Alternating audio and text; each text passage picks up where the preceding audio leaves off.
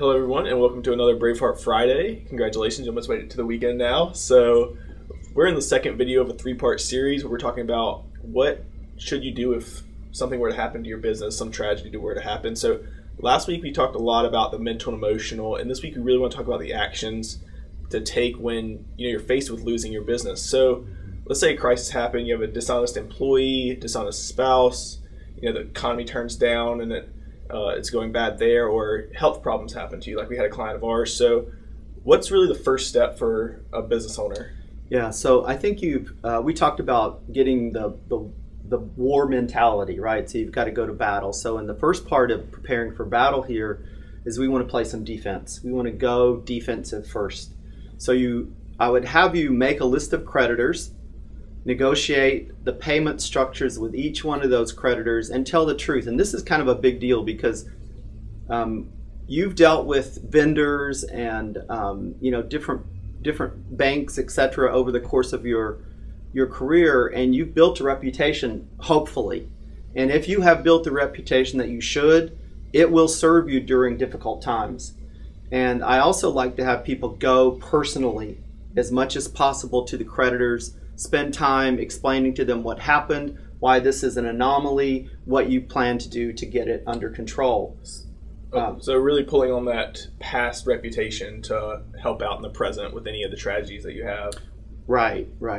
And once you kind of figure who the creditors are, what your liabilities are, what your payment schedules are, what's expected to be paid when, then you've got to look at figuring out how to delay payment as much as possible, because what you're trying to do is you're balancing the idea of liquidity for the business and money to be able to pay creditors.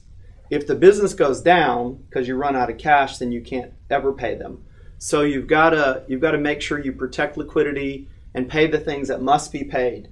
And even during this time, I'd say too that on your own personal side, make sure you take enough money to pay your own personal expenses that are going to keep the power on, and and all the things that you have to function and protect your family. Right, those absolute needs. So how important there is the priority of payment? So I know you said you have to make sure you pay the needs first, but outside of really the water, the power, the food, what's the next real priorities? Right. So it will depend on your business, but there are certain vendors in your business that provide you supplies and such that if you don't keep them at least in the loop and pay them something along the way, then if they cut you off, the business is done. So you've got to prioritize the payment to those companies that are really necessary for your company to survive. It doesn't mean you've got to pay the bills all the way up. It just means that they want to see that to the extent possible going forward, that you can pay something or pay substantial amounts without necessarily catching up the back yet.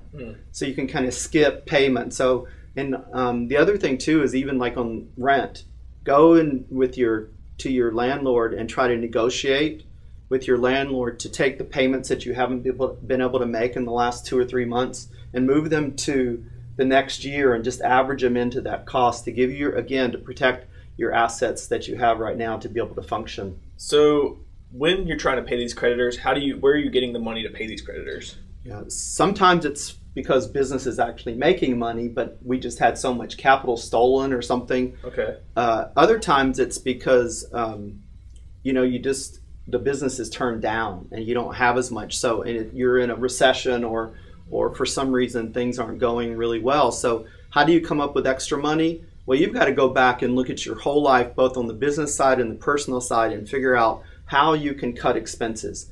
If you have an RV, can you sell your house, your RV, your boat, all these kinds of things, whatever you might have that could raise cash. And it should do well for you as long as you're not. It's harder to do that during recession, because if a recession is happening in the US and you sell your assets, you're usually selling them way below market value because the economy's turned down hard. But if the economy's going well, then selling everything that works is going to provide some cash infusion and give you a chance to fight. Okay, well, I hope you enjoyed this video today, and please feel free to like our page and comment below what you want to see. I hope you're back next week to find out really the offensive side, not just the defensive side. So thank you so much for joining us, and we'll see you next week.